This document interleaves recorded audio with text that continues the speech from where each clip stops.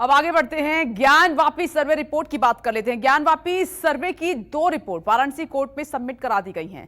पहली रिपोर्ट पूर्व court commissioner Ajay Mishra की है, जबकि दूसरी report court commissioner special court commissioner Vishal Singh की है। दोनों रिपोर्ट में मस्जिद में मंदिर के सबूत मिलने की बात कही गई है। अब रिपोर्ट के बिना पर वाराणसी कोर्ट अपना फैसला सुनाएगा।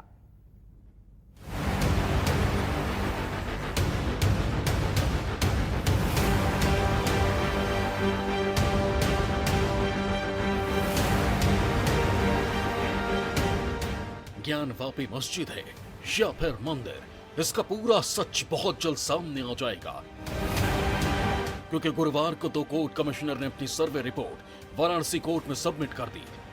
खास बात यह है कि दोनों ही रिपोर्ट में कहा गया है कि ज्ञानवापी के अंदर मंदिर से जुड़े साक्ष्य मिले हैं। जो मैंने सर्वे किया हुआ है उस पूरे अंश को अगर मिलान किया जाए, जो बैरिकेडिंग के अंदर विवादित स्थल बताया जाता है, उसकी पश्चिमी दीवार से अगर उसका मेल कराया जाए तो वह अवशेष उसी मंदिर उसी दीवार के अवशेष दिखाई देंगे आपको। पहली सर्वे रिपोर्ट पूर्व कोर्ट कमिश्नर अजय मिश्रा ने सबमिट की। इस सर्वे रिपोर्ट में मंदिर के अंदर देवी देवताओं की कलाकृतियां और शिलापट्ट पर शेषनाग जैसी आकृति मिलने की बात कही गई।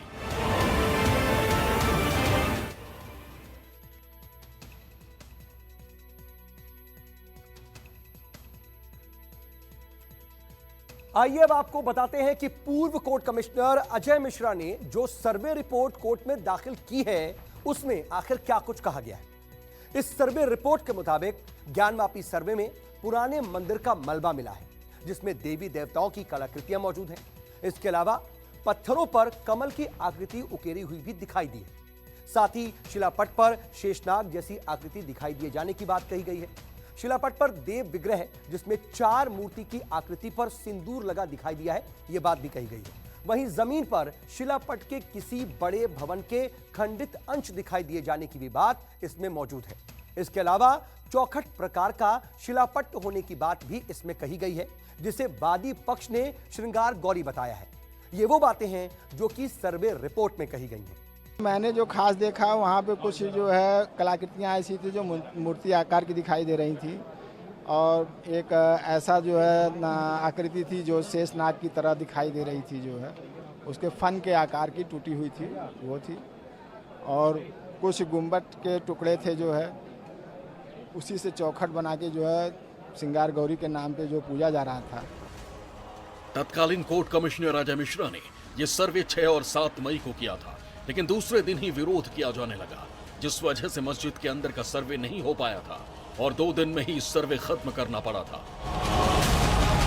इसके बाद कोर्ट ने 2 नए कोर्ट कमिश्नर नियुक्त किए। उनमें एक विशाल सिंह है, जिन्होंने मस्जिद के अंदर और बाहर 3 दिनों तक सर्वे किया।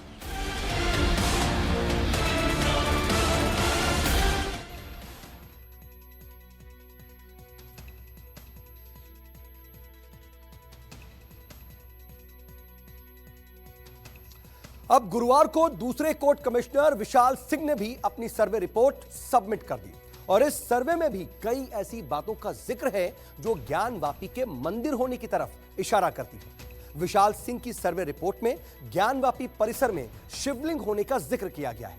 साथ ही मस्जिद के अंदर कमल, त्रिशूल, डमरू के निशान मिलने की भी बात इसमें कही गई है। इसके अलावा परिसर में सनातन धार्मिक चिन्ह पाए गए हैं, यह बात कही गई है। साथ ही मस्जिद के बेसमेंट की दीवार पर स्वास्तिक का चिन्ह भी पाया गया, ये जिक्र भी है। पानी कम करने पर आकृति दिखाई दी, ये बात कही गई। साथ ही मस्जिद की दीवार पर कमल का निशान भी मिलने का दावा इस रिपोर्ट में किया गया है।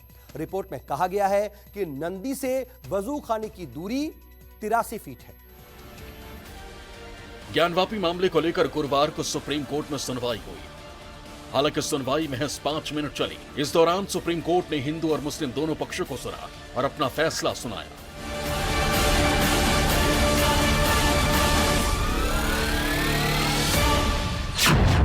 सुबह 11:03।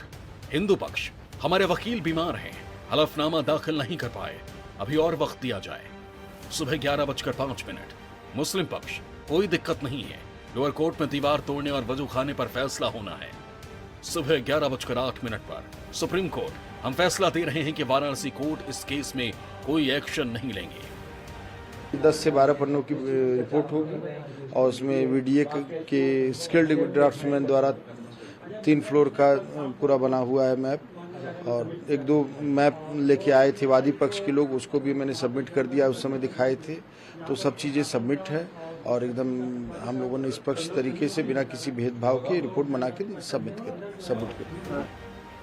सुप्रीम कोर्ट ने अपने आदेश में कहा कि अभी वाराणसी कोर्ट कोई एक्शन नहीं लेगा। शुक्रवार 3 बजे सुप्रीम कोर्ट में इस मामले पर फिर से सुनवाई होगी। उसके बाद ही वाराणसी कोर्ट कोई फैसला सुनाएगी और तभी सच सामने आएगा कि ज्ञानवापी मस्जिद है या मंदिर। वाराणसी से पीयूष आचार्य के साथ ब्यूरो रिपोर्ट, न्यूज़ 24। तो सर्वे रिपोर्ट की बिना पर अदालत फैसला करेगी, लेकिन सर्वे रिपोर्ट में मस्जिद के अंदर शिवलिंग मिलने का दावा किया गया है। और ऐसे में शिवलिंग वजू खाने में कैसे पहुंचा, किसने शिवलिंग को वहां स्थापित किया, ऐसे सवालों के जवाब जानने के लिए सच की पड़ताल भी जरूरी है। इस रिपोर्ट में आपको दिखाते हैं।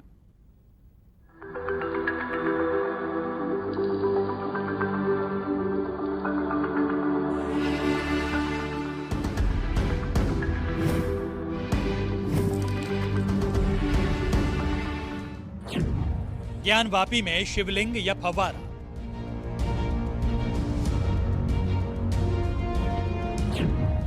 किसने किया था शिवलिंग को स्थापित?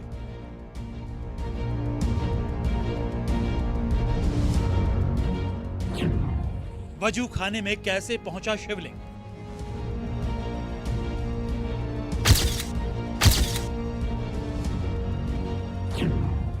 फव्वारे का पाइप कनेक्शन कहां है?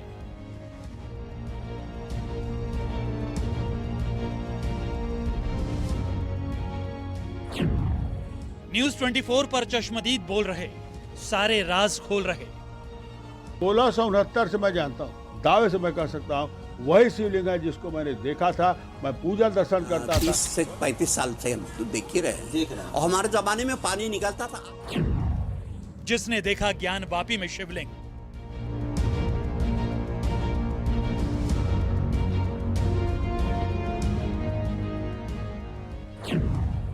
जिसने किया बाबा का जलाभिषेक,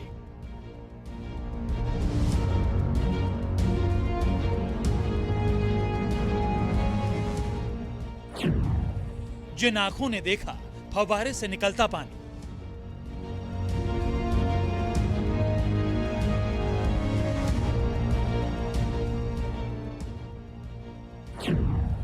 वो सुना रहा है ज्ञानवापी की पूरी कहानी।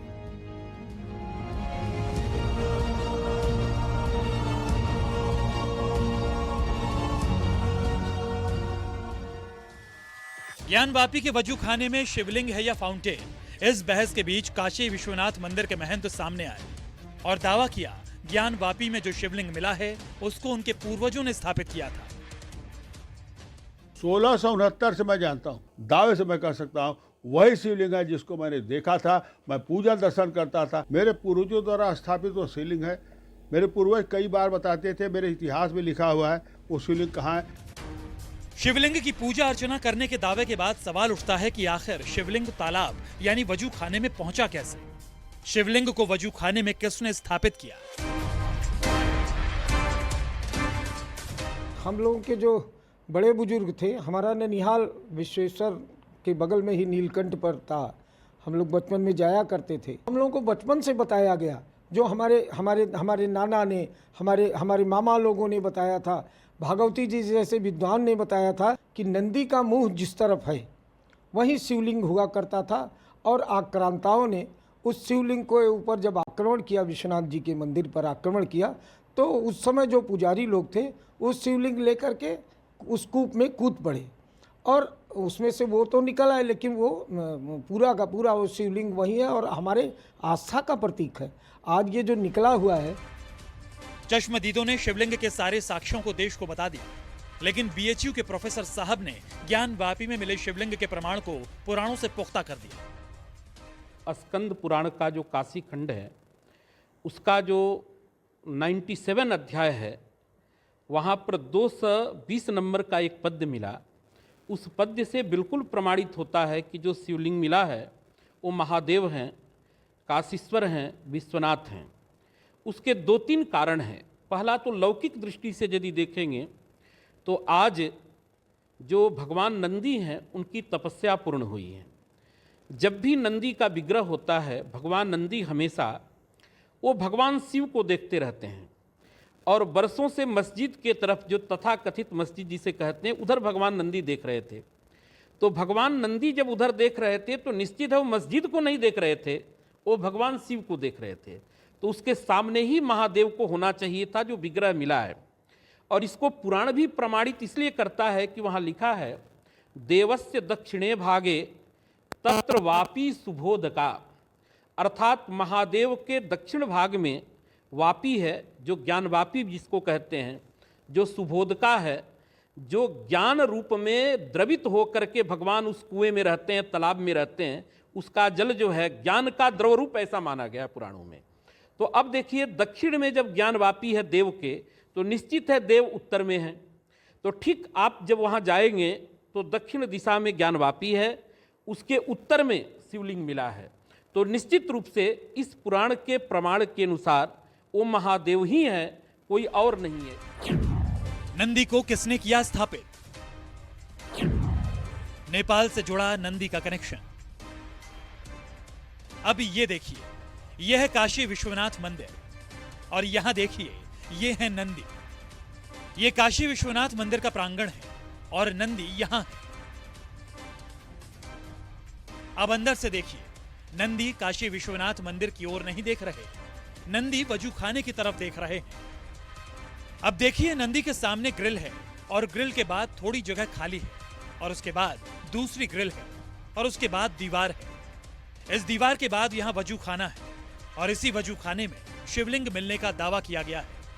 दरअसल पौराणिक मान्यता है कि नंदी का मुख हमेशा शिवलिंग की ओर होता है। मतलब अगर यहां नंदी हैं तो नंदी का मुख इस तरफ है, तो फिर शिवलिंग भी इधर ही होगा। मतलब नंदी के मुख की तरफ वजू खाना है और इसी वजू खाने में शिवलिंग होने का दावा किया गया है। अब नंदी और शिवलिंग की स्थापना के ऐतिहासिक सच को समझना जरूरी है। दावा यह किया गया है कि औरंगजेब के जमाने में मंदिर तोड़कर मस्जिद बनाई गई। मतलब शिवलिंग उस वक्त था, लेकिन जिस नंदी को आप देख रहे हैं वो उस जमाने में यहां नहीं था। नंदी की यह प्रतिमा नेपाल की तरफ से 19वीं शताब्दी में यहां स्थापित की गई। नमस्कार, मैं हूं मानक गुप्ता। अगर आपको हमारा ये वीडियो पसंद आया हो तो इसे लाइक और शेयर जरूर करें और हां, हमें सब्सक्राइब और फॉलो करना ना भूलें ताकि आप देश और दुनिया की कोई खबर मिस ना करें। तो जुड़े रहिए हमारे साथ और देखते रहिए न्यूज़ 24।